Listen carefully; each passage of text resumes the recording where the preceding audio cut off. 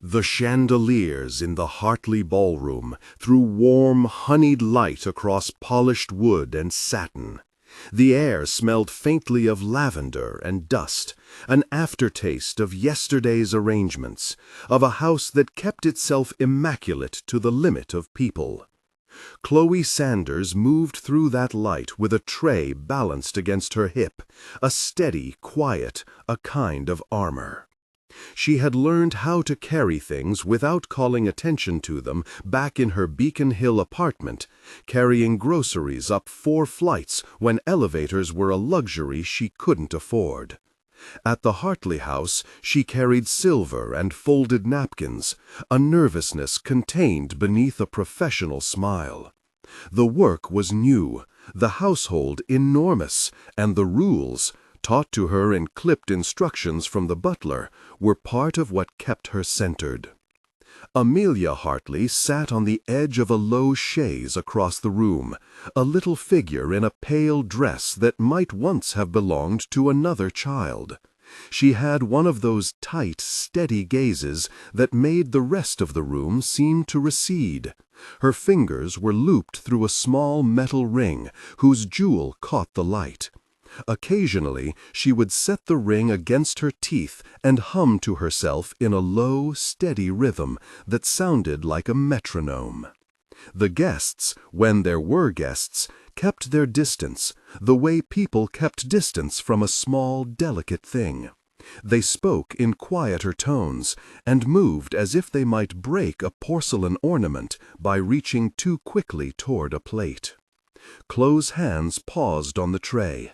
She had not been told much about the child, only that she required private attention, and that Liam Hartley preferred discretion. The butler, Mr. Alden, had said obligingly, "Miss Sanders, please remember not to disturb Master Hartley's routines." He had said it with the soft, unpiercing voice of an old man who had watched a house outlive several generations. Khloe had nodded and stored the caution, like a small stone in her chest. But there are stones that sink and stones that skitter on the surface, and what she felt now was a skitter, an impulse not to obey the stone's downward pull.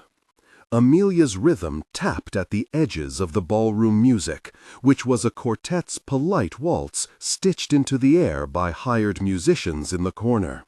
It wasn't Amelia's music, she didn't listen to the quartet, but it nudged at her like a draft.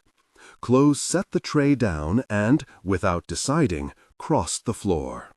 "Hi," she said softly, because that was all the opening she needed to offer.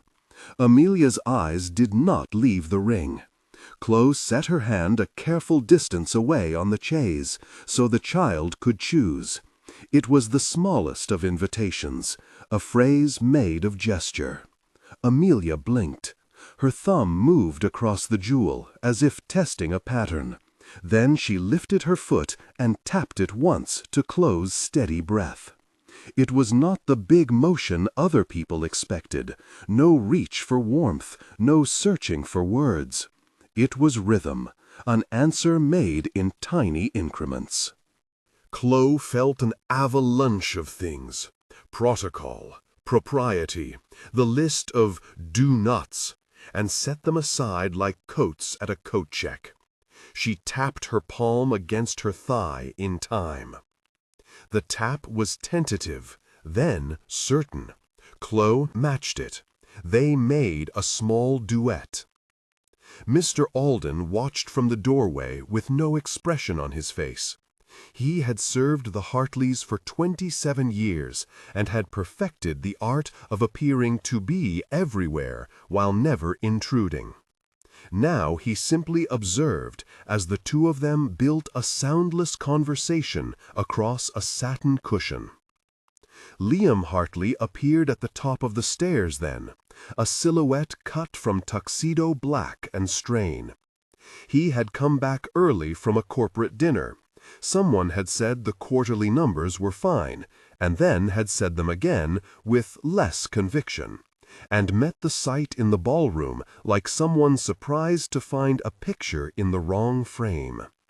Khloe saw the way his shoulders tightened, the same way of violin strings when tuned too high. For a moment she thought to retreat into the etiquette she had been taught, to leave the child to the privacy the employer expected. But the rhythm humming between Amelia and herself had already set a pattern in her bones.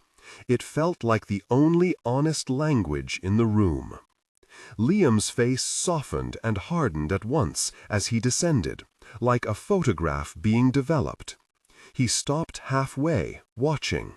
His eyes were a tired, clear gray. Khloe had read that look in the subway sometimes. Men who wore responsibility like a pin and who refused to take it off. She felt, absurdly, like she had been seen doing something foolish. Instead, she did something smaller. She extended her hand, palm up, and offered the smallest possible motion as if to ask permission to lead a single turn. Amelia looked at Liam with a correction in her face, as if to say, "This is not yours to judge." Then she slid off the chaise and put one tiny hand in Khloe's. The ring clicked, metal on metal, and the sound was a punctuation in the carefully curated hush. Khloe guided Amelia in a slow pivot. The floor under their feet was old and knew how to hold weight. The quartet lifted into a quieter phrase, and Khloe let the music be what it wanted to be, accompaniment, not instruction. Amelia's face, when she allowed Khloe's hand to shape that first hesitant circle, softened in a way that no speech could have brokered. It was a recognition of another rhythm finding its mirror. Liam's mouth loosened. He did not clap. He did not speak. He watched as though the sight of his daughter moving in a small circle might prove to him whether reality had continued in spite of grief, or whether it was all a fragile fiction he had been preserving by accident. When the music ended, Khloe sat back and placed Amelia's hand gently on her knee, careful to return the trust that had been given. Amelia remained still for a long moment, head bowed slightly, as if listening for something the rest of the house couldn't hear. Amelia laid her fingers on the satin, like someone recognizing the curve of an old map. "Do you like dance?" Khloe asked, though the question was small, rhetorical, held for the child's answer. Amelia set the music ring against her palm and tapped twice, then once, a rhythm like punctuation. She did not say yes. She did not need to. Her body was already answering in ways that speech could not bother. Khloe had grown up with an aunt who had known how to move a kitchen into a light. She had watched her knead dough as if coaxing a day into existence. These were the simple lessons of someone without pedigree. The steady hand could alter a room. Khloe began to hum the music box's tune under her breath, at first barely a thread of sound. Amelia's head tilted. The child's feet found a place on the rug, and then made a small circle, an intimate turning in the middle of the room, where the world's edges softened. That night, Khloe went home to a tiny apartment that smelled of cheap coffee and detergent. She had considered at her kitchen table which bills had to be paid first and how many shifts she could afford to miss. She set the ballet slipper on her counter like a talisman she had no right to possess, and then put it back into the small paper bag Mr. Alden had given her earlier, the one labeled with the house crest, as if everything might be accounted for by the proper stamp. She did not sleep much. In the dimness between waking and the rest of her life, she folded the music box's melody into her own rhythm. The clack of boots, the hiss of a kettle, the steady beat of a heart that had been taught to measure out patience. Over the next week, Khloe invented small, practical ways to inhabit a house that had been turned inward. She would set a record on the sunroom phonograph when the light was thin and the house smelled of timber and old paper. Record, slow waltz, crackle at the start. She would leave the music just at the edge of Amelia's awareness, then retreat to do laundry in the service wing, or press bed linens in a way that let her look over at the nursery door without seeming to stare. Amelia responded to sound like a lighthouse to a ship. She found points of reference in rhythm more reliably than in speech. Sometimes she would tap along on the windowsill, the metal ring catching the sun like a tiny compass. Khloe learned quickly what made the child safe. Routine mattered. Abrupt changes unmoored her. Certain gestures soothed. Hands held low. Voices kept at a middle register. Feet that did not rush. She stopped wearing perfumes that might overwhelm and started choosing the lavender-scented hand lotion Mr. Alden kept in the servants' room, applying it with the gentleness of someone who had learned to knead away knots. She taught herself to lower her gaze rather than forcing eye contact, to accept that attention could be given without being invasive. One morning, she found a small paper tucked under Amelia's pillow, a program folded from an old playbill with Grace's name in the cast list. The margin had a note in Liam's cramped script, "Always," and beneath it, in a hand Khloe couldn't place, a child's smudge of crayon, as if a moment of possession had been left there like a signature. Khloe's chest ached at the sight. But the ache was not the same as the weight in the photographs. It was an ache she could name as tenderness. Not everyone in the house noticed these small things or treated them with the same reverence. There were staff who liked rules for their clarity. There were suppliers who measured the Hartley name as capital and expected it to be guarded with a certain distance. Once, in the pantry, a maid who had worked for the family longer than Khloe had been alive remarked to another, sotto voce, "Children like that need proper training." And at that, the sound of the words was like glass. Khloe's hands still in the sink, she chose not to confront the woman then. She had learned a different approach. She left the room with a cloth over her arm and a decision forming like a seed. That small acts of attention could be the currency she could offer. She began, quietly, to make movement into a language. At first it was improvisational, tapping out a simple count on a teacup rim for Amelia to copy, matching the child's foot to a soft heel-toe rhythm. Gradually, those exercises became a pattern. Khloe found an old mirror in the service corridor, framed walnut dulled by decades and not meant for the nursery, and set it against a service room wall. In the mirror's dim throat, she showed Amelia the outline of a turn, the placement of a small wrist, as if she were teaching the child to read a map. Amelia at first watched like someone studying the sky before they attempt a kite. Then she began to try, with small fractal progress. There were moments that were almost arbitrary.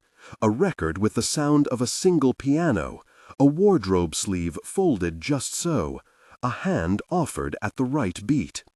There were also moments that were dangerous in their intimacy, when Khloe caught Liam looking in the doorway, and the color left his face as if she'd been caught crossing into an area he'd marked. He did not speak then. He liked to keep things tidy. Music and memory were untidy things. For a man of his public life, grief had been neatly sequestered into private rooms and quiet speeches. The fact that his daughter answered to a stranger's music threatened the boundaries he had set, the ones that made his grief bearable to the world. One evening he called her into his study and asked, in a voice that had the brittle formality of an email subject line, whether she understood her job's limits. Khloe answered plainly. She was not there to undermine him, she said. She was there to do the work she had been hired to do. And quietly, without dramatic flourish, she told him what she had seen. How Amelia's hand found rhythm. How the child had responded to a melody like a tide. Khloe expected correction. She expected dismissal. Instead, Liam's face displaced slightly, as if a gust had moved him, and the thing he did not say hovered in the room, that he did not know how to reach a child who spoke in motion. Their conversation ended with no decisions made and no signatures on dotted lines. It ended with a silence that hummed like a held chord. Khloe left the study that night feeling the house's rules much more palpably than ever. She had crossed an invisible line, but she had not crossed it ignobly. She had done the gesture that mattered. She had invited the child into movement and let the child answer. In the sunroom the next afternoon, Khloe set the phonograph in place again. The light poured in diluted gold. Amelia appeared at the doorway with a curious sideways gait, the ring still on her finger.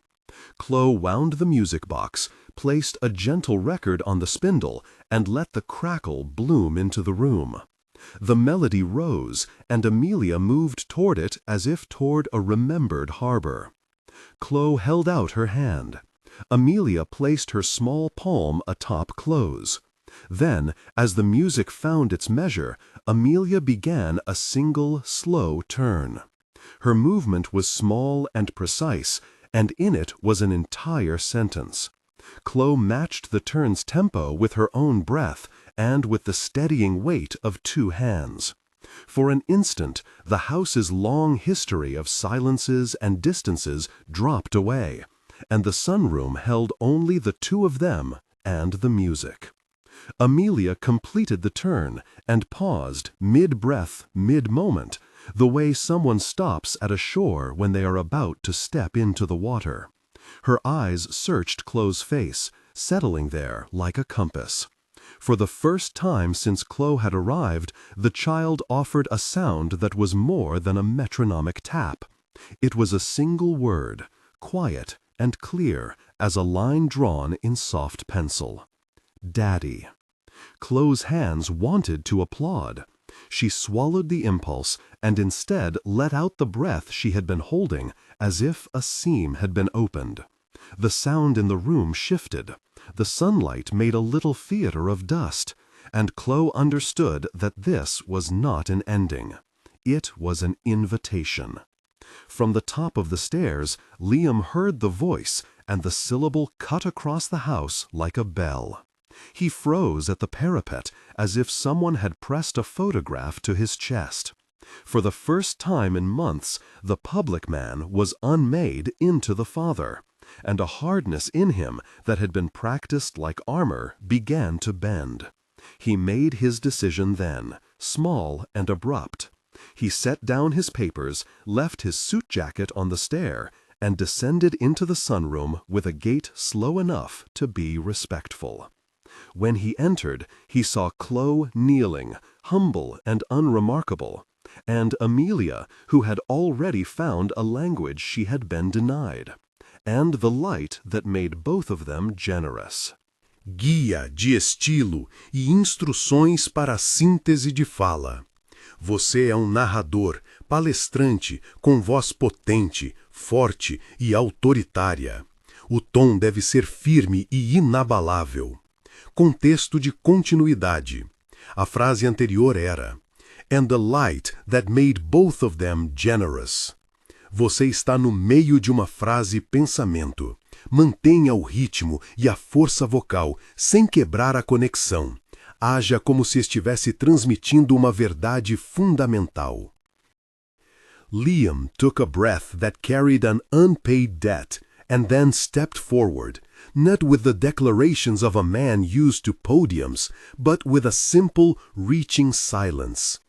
He knelt before his daughter as if to rebadge himself with a title he had long ago given away. He did not pretend he had the answers. He put his hand on Amelia's shoulder and let the house, for once, hold only the three of them. Khloe retreated then, a smile she could not hide on her face. Because sometimes service was the courage to step back and make room for what mattered. She straightened, smoothing the hem of her uniform like a flag. The room felt larger, the music felt larger. Outside, the gardener's hose hummed through the beds as if joining in, and the day moved forward, not healed but willing to try. That night, Khloe sat at her small kitchen table in Beacon Hill and folded the memory into the pockets of herself like a warm garment. She had come to the Hartley house to be a worker, to clean and polish and be discreet.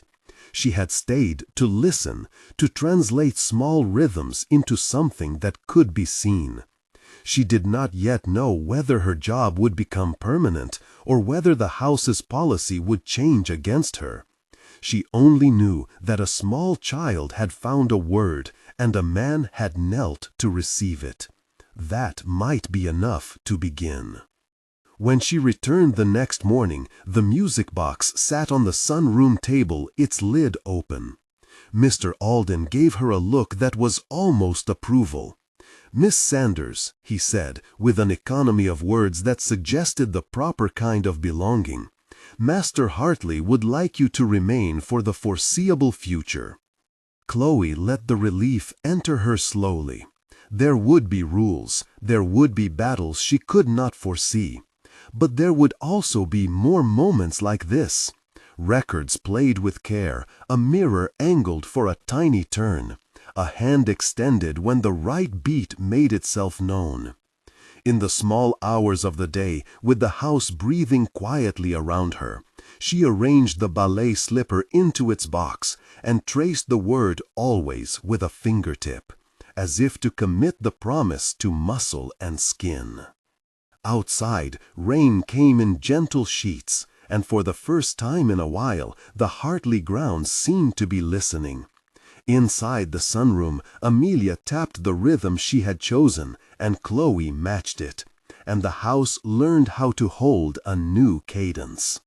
There would be tests, voices that would balk at letting in such noise, guests who would frown at untended protocol, perhaps policies that would demand neatness over mercy.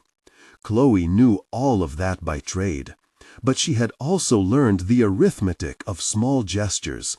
One hand offered, one foot steadied, one record wound and set spinning. Those were the sums that made days add up into something like healing. When Amelia turned again in the sunroom that afternoon, she stopped mid-rotation and looked towards the door as if listening for an answer. Khloe waited with her breath held, not to impose a resolution, but to be steady in the pause. There was motion at the threshold, a shadow of a man, and the moment stretched thin and bright, like a thread pulled taut to test its strength. Amelia took one more turn, slower this time, and then paused with a tiny, deliberate smile that belonged to no one but herself. The smile was an invitation into a future that had not been promised, but was, for the first time, possible. Khloe felt, deep in her ribs, the loose sensation of a life nudged into new shape. She had come to clean silver and fold linens. Instead, she had begun to make music, a grammar, a thing that could teach a child to call a man daddy again. The house might resist, the world might frown politely, but something else, steadier and quieter, had already begun to listen. Outside, the rain softened into an even cadence, a joining of rhythms. The rain slowed to a hush, and the sunroom took its time remembering light. Outside, droplets paused on the magnolia leaves like small sputtering pearls. Inside, the record spun with a patient, low-wheeled rhythm that Amelia had come to trust. She sat on the rug, knees folded, fingers still from the tapping that had become both language and practice. Khloe arranged the cushions, watched the tiny spring in the child's shoulder that meant attention, and let the midget stretch into an ordinary kind of grace. Word of Amelia's progress did what ordinary news does in houses of consequence. It moved from one room to another, shaped by the mouths it passed through. In the drawing room, Mr. Alden spoke carefully with Mr. Hartley's lawyer about adjusting visiting hours. In the study, a houseguest asked, in the polite tones of someone proposing a minor inconvenience, whether the family planned to continue with certain entertainments. People liked to measure change before committing to it. That, Khloe thought, was part of being polite and part of being cautious. Liam stayed close to the sunroom those days, his work arranged around stolen visits and half-hour rehearsals. There were interviews and long calls, his face settling into a new shadow of concentration, one that included an image of Amelia tapping quietly in the morning. He moved through the house with less of the orator's gait and more of a man's habit of remembering where small things belonged. He learned the sound that made her smile and the angle the mirror had to hold to catch her eye. He did not announce these lessons, only practiced them. Then came an invitation, a luncheon, ostensibly for a prospective benefactor of the Hartley Foundation. It was a small gathering, chairs drawn in pairs, plates set with the discretion of old money. The kind of event where silence meant approval, and chatter could unsettle an agenda. Eleanor Hartley was to attend, Liam had insisted. Eleanor, with her knives of observation and habits of exacting judgment, carried herself like architecture, all right angles and precisely measured expectations. She had kept the family's social map for years. Si ella no objetasse, 100 fences could be left untouched. Khloe learned of the luncheon from Mr. Alden while she polished the silver in the sideboard. Her hands moved with the rhythm they'd found, then paused when she heard the guest list. She imagined the faces she had learned to clean around, linen pressed to an exactness she had trained her fingers to honor, china that had meant a history of quiet glances and private calculations. Staying would place her, in the view of some, where etiquette and discretion met with an unpredictable child's music. Miss Sanders, Mr. Alden said, loading the tray with silver tongs, Master Hartley asked if you would be present during luncheon to see that the room is prepared.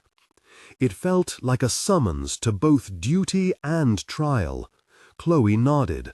Presence, she had realized, could be a kind of service that needed no apology. Luncheon arrived in the iron hour when the sun made panels of the drawing room, and the staff moved like an understated chorus. Amelia sat in the sunroom until the last guest stepped across the threshold. Then Khloe carried her into the drawing room on a lap of steady palms and soft assurances. The child smelled of soap and rain. The guests smelled of lavender and citrus and the kind of assurance money buys. Eleanor Hartley entered with the customary hush. She had not yet seen Amelia in any context she could measure. Her eyes took the room in a sweep. The tapestry, the silver, the new place at the sideboard, reserved now out of habit for a child who might require it. Her gaze shifted then, discovering Amelia. It did not soften immediately. People like Eleanor were slow to change their internal maps. Liam greeted the guests as he always did, warm, but with a hand that hinted at the man who kept his commitments. He directed small conversations, seeded laughter where it was needed, and kept an eye on the sunroom door. Khloe sat near Amelia, a small pillar who did not draw attention to herself beyond being simply necessary. The luncheon proceeded on the rails of a well-rehearsed performance, small talk, carefully chosen compliments, a discreet exchange about future philanthropy. Conversation looped around subjects that felt safe. Then, as if guided by that family of small mercies Khloe had learned to trust, the music in the sunroom shifted like a sigh into a stronger, steadier rhythm. Amelia's hand found the cadence she had been practicing with Liam. It was the same pattern, the gentle staccato, the pause that invited response. For a moment, the room held only the sound.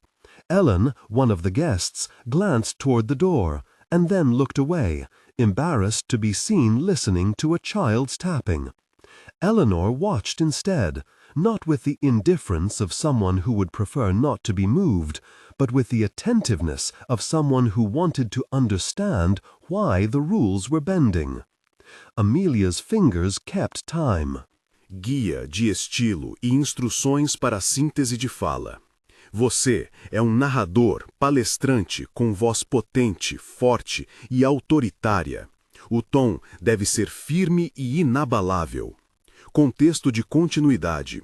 A frase anterior era "with invisible hands and straighten the edges". Você está no meio de uma frase ou pensamento. Mantenha o ritmo e a força vocal sem quebrar a conexão. Haja como se estivesse transmitindo uma verdade fundamental. In the days that followed, small rituals formed. Liam arrived earlier to practice with Amelia, bringing books with blank, thick pages where he drew pictures that meant sounds. He learned how to coax, and Amelia rewarded him with new syllables. Dabbled at first, then more certain. Khloe arranged times, borrowed a music teacher from a neighbor for a gentle hour once a week, and in return, the house gave them privacy and a bench that faced the garden where the magnolia shed its broad leaves like applause. Mr. Alden, who had once seemed a mere good manager of objects and schedules, began to speak in increments about the ways hospitality could include unexpected guests.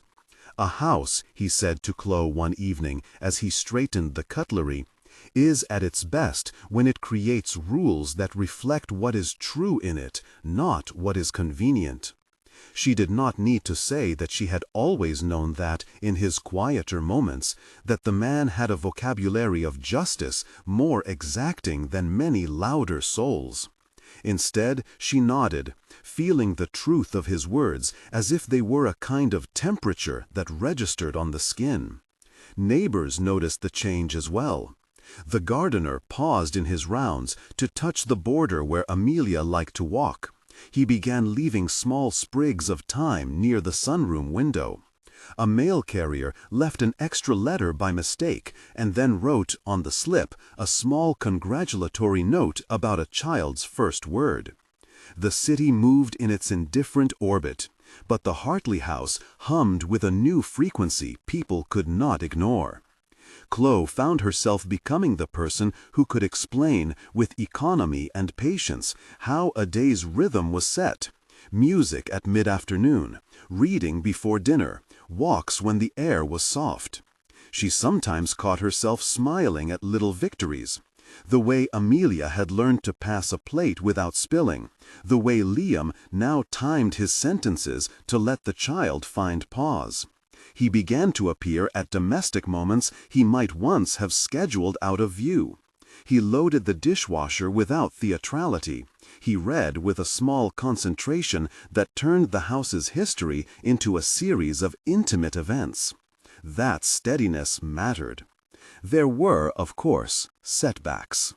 On a morning when Amelia had been tired, the syllable she had just managed the day before slid away like a coin that had fallen into a drain. Liam carried his disappointment with him in the silence that came after a failed attempt.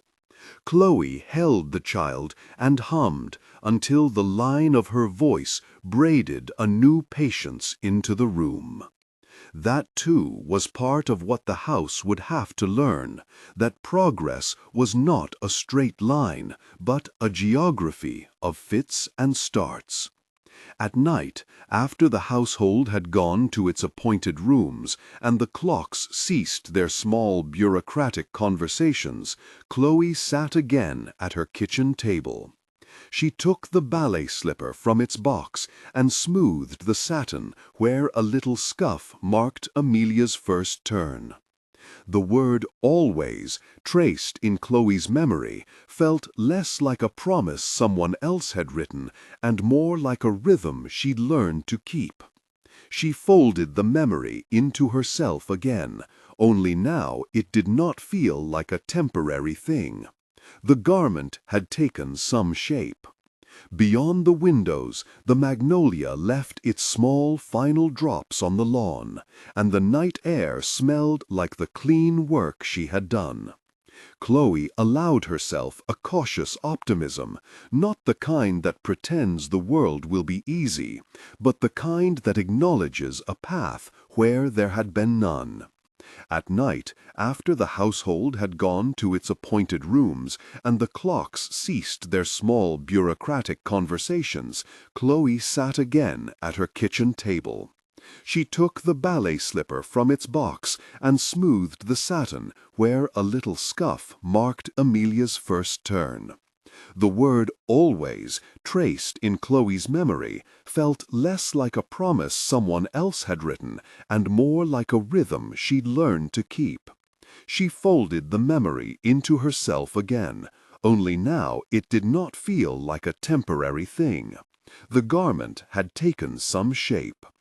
Beyond the windows, the magnolia left its small final drops on the lawn, and the night air smelled like the clean work she had done. Khloe allowed herself a cautious optimism, not the kind that pretends the world will be easy, but the kind that acknowledges a path where there had been none. She thought of the luncheon, of Eleanor's quiet reconsideration, of Mr. Alden's quiet counsel, of Liam's kneeling that had become, this time, a public thing. Each small motion had moved the house forward. She rose to close the window and lingered to listen. The house was awake in a different way. From somewhere in the corridor came the soft scraping of a broom left leaning against the closet. From the sunroom, the record player hummed a lullaby someone had left on repeat. The house had learned to hold a new cadence, and Khloe, who had come to wipe silver and fold linens, found that she had been given the work of teaching that cadence how to settle in people's bones. There would be more tests, she knew, gently pitched arguments about policy and boundaries, a board that might prefer neat rules to the entanglements of a child's needs. But perhaps, she thought, the harder work had already begun, the shift in how people counted what mattered in a house that had once polished its priorities like trophies. She laid the slipper back in its box and, with deliberate fingers, closed the lid. The small clasp clicked shut like a punctuation mark. Outside, the lawn held the after-rain sheen, and inside, somewhere, a child dreamed of sounds she would find when morning came. Khloe turned off the light and, as she walked down the corridor toward the staff quarters, felt the house breathe around her, listening, keeping time, making room. She had come to clean silver and fold linens. She would remain, she suspected, to teach the household how to listen. Khloe opened the door to the staff wing and moved like someone who had practiced small mercies until they fit her rhythm. The cook, Mrs. Guia de estilo e instruções para a síntese de fala. Você é narrador, palestrante com voz potente, forte e autoritária. O tom deve ser firme e inabalável. Contexto de continuidade. A frase anterior era "Erses until they fit her rhythm." The cook, Mrs. Você está no meio de uma frase, pensamento. Mantenha o ritmo e a força vocal sem quebrar a conexão. Haja como se estivesse transmitindo uma verdade fundamental. Penhaligon wiped her hands on an apron and looked up as if surprised to see the day already taking shape. The night nurse, a quiet woman named Rosa, was folding sheets with the deliberation of someone who counted stitches as if they were promises. "Morning," Khloe said, though it was more a settling than a greeting. She paused at the sink and washed her hands, water sluiced warm and ordinary over skin that had learned to carry both grief and gladness. She set the ballet slipper on the counter where Rosa could see it. Rosa touched the satin with the cautious reverence of someone handling a relic. "We keep the music today at 3, evening reading at 6. Miss Amelia will try the teacup after lunch. Liam will be home to help." Mrs. Penhaligon nodded, already laying out china with the practiced concentration of a woman who understood that ceremony could be a kind of shelter. "Shall I make the lemon cake?" she asked. Her voice warmed with the question as if an offering might be made manifest by sugar and oven heat. "Yes," Khloe said, "and leave time by the sunroom window. The gardener has been thoughtful. Keep it there." Before anyone could answer, there was a soft knock at the outer door. Khloe opened it to find Mr. Alden on the path, hat in hand, the afternoon's rain still clinging to the brim. He smiled with the small reserve of a man who had watched many households fold and mend. "I thought to bring you something," he said. And when Khloe glanced down, she saw a tin of tea tied with a ribbon. A note tucked beneath the lid. "For small voices and small victories." He met her eyes. "The board meets at 10, he added. "Eleanor wishes you to attend." Khloe felt the word like a pebble in her shoe, necessary and uncomfortable. She had not expected to be named at that table. Yet Mr. Alden's words did not leave room for refusal. She placed the tin on the counter as if to anchor herself to the present. Tea, cake, the steady work of care. They prepared Amelia together. Liam appeared in the doorway, hair still damp from a quick shave, a book under his arm, and a humility in his shoulders that had softened some of its edges since the child's arrival. He moved without fuss to sit in the sunroom and turned the record player carefully. A lullaby filled the air like a promise kept. Amelia woke with the shading of a sun that had found its place. She blinked at the light, then at the face of the woman who had sung her to sleep last night. Khloe lifted her, and the child let her fingers curl around Khloe's thumb the way a vine might find a trellis. For a moment they both sat in the hush, listening to the house settle into a day that asked for gentleness. At breakfast, Eleanor arrived, deliberate as a person who had organized her life to be less uncertain. There was a silver in her hair that caught the light when she left. When she spoke, she did so as one who had rearranged some long-held priorities. Você é narrador, palestrante, com voz potente, forte e autoritária. O tom deve ser firme e inabalável. Você está no meio de uma frase, pensamento. Mantenha o ritmo e a força vocal sem quebrar a conexão. Haja como se estivesse transmitindo uma verdade fundamental. "The board sees practicalities," Eleanor said over toast. "They see budgets and standards, but they also see our name attached to this place. We must decide how we will carry that." "It is not a charity case," Khloe replied, soft but firm. "It is a child who needs to be heard. The house can listen. We must only teach it how." Eleanor's eyes flicked toward Liam as if to seek reinforcement. He only looked down at his cup and then back up, steady. "I have arranged for a meeting this morning," she said. "There will be members who do not appreciate deviation. They prefer neatness." The word neatness sat in the sunroom like an accusation. Khloe felt it press on the inside of her chest, on what she had come to value most in this home, not the polished surfaces, but the way people kept each other's small failures and celebrated small recoveries.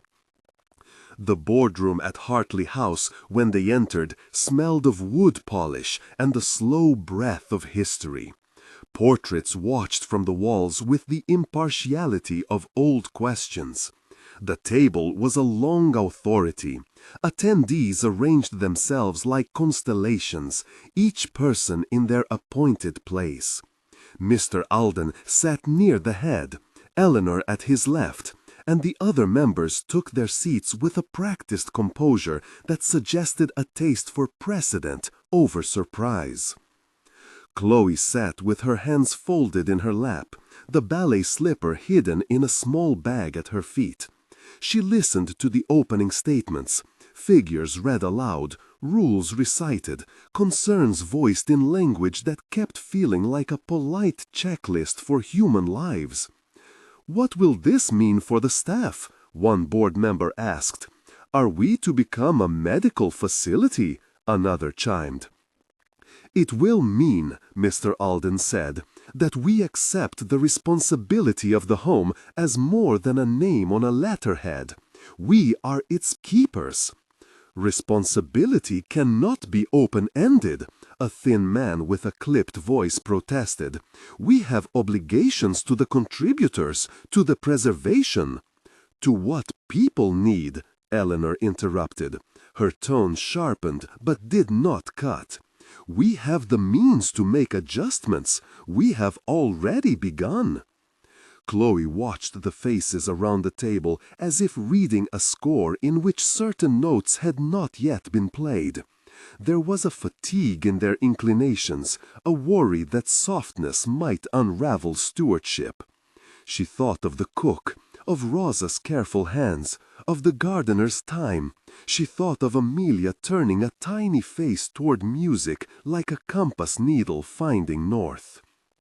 When the clerk asked if anyone wished to speak for the practical arrangement of daily life, Khloe's name was gently put forward. She rose because she had been asked, and because any refusal would have come as if she doubted the worth of what she kept. "I clean," she began. "I mend silver. I fold linens. That is what I was hired to do. But this house's work is not finished at the polishing. You will find, if you allow it, that the small attentions change more than a surface. They change how people live here." Her voice did not plead. It narrated as if telling of tasks to be done. She spoke of rhythms, of music at certain hours, of the way a child's day must be counted in moments instead of in pages of a ledger. She spoke of training the staff to notice, to hush at certain times, to make room without pitying or patronizing. The board members listened with faces that did not yet betray change. "Will you require extra staff?" one asked, searching for the arithmetic in her words.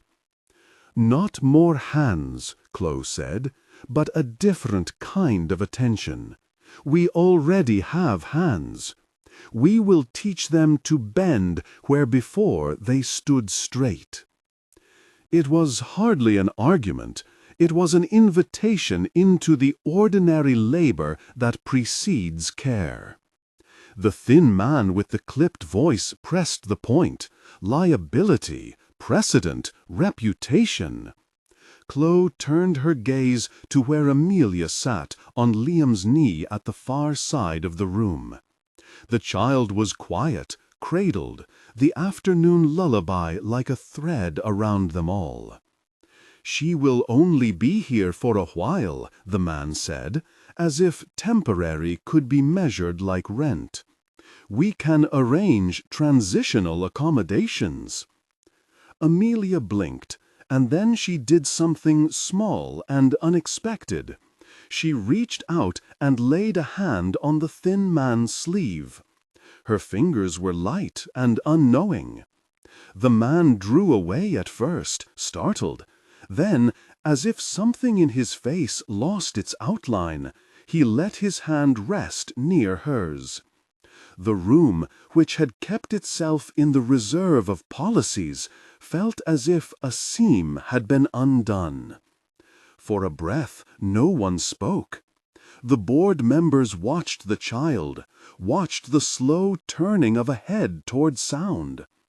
Then, as if the house itself had translated what Khloe had been saying into a language that could be felt, there came a sound, tiny, unmistakable, a syllable like the beginning of a tide.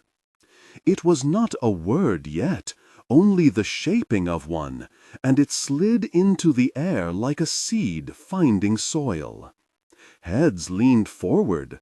Liam's hand tightened around the child's waist. Eleanor's lips parted. Mr. Alden swallowed as if he had been given something too large to carry and too precious to refuse. The thin man with the clipped voice cleared his throat and looked suddenly younger, as if time had softened the edge of his certainty. "Perhaps," he said, voice small in the high room, "we should consider how to measure the thing itself, and not only its account."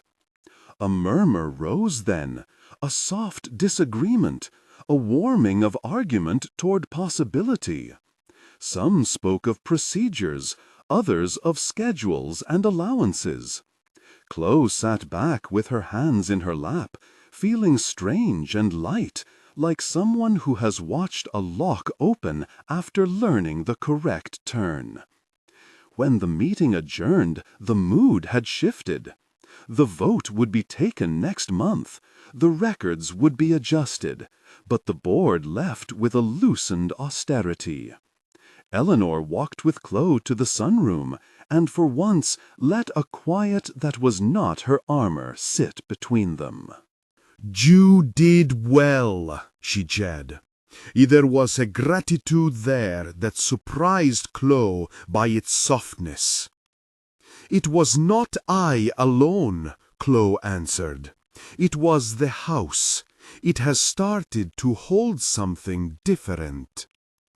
Outside, the gardener had left a circle of time near the sunroom, and when Khloe stepped into the light, she felt the earth's small green smell lift like a benediction. Amelia slept on a cushion at Liam's feet, and the record player spun a lullaby that had become, in the house's new ordering, a kind of law. Khloe returned to the staff wing with the slipper in hand. She set it in the box again, smoothed the satin with fingers that had learned the miracle of small care. There would be papers to face, arguments to face, people who preferred the tidy arithmetic of precedent.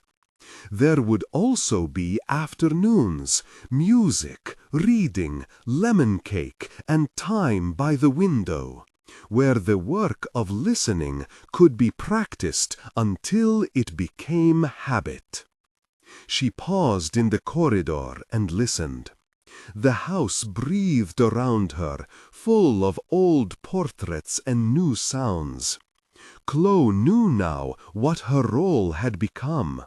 Not only to clean and fold, but to teach those who lived and worked there how to count pulse and pause, how to let a syllable stretch until it became a word. She paused in the corridor and listened. The house breathed around her, full of old portraits and new sounds. Khloe knew now what her role had become, not only to clean and fold, but to teach those who lived and worked there how to count pulse and pause, how to let a syllable stretch until it became a word. As she turned to close the staff door, she heard from the sunroom, softer than before, a shape of sound.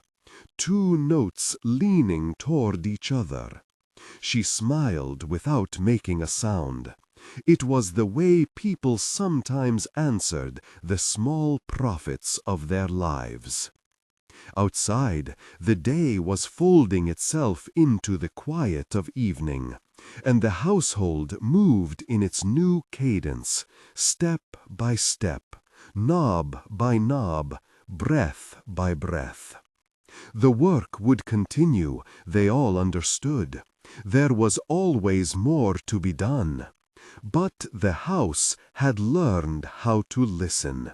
That, Khloe thought as she shut the door, was already a beginning.